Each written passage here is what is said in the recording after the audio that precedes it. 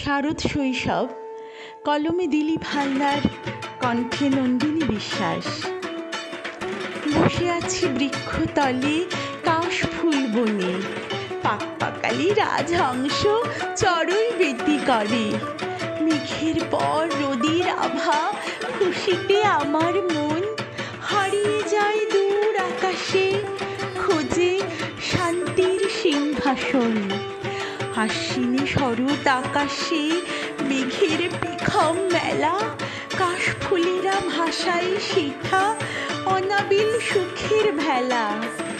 এই পথে আসবে লক্ষ্মী, দুর্গা, সরস্বতী দেবী কুল, মায়ের দেখা পেতে মনটা বড়ই ব্যাকুল।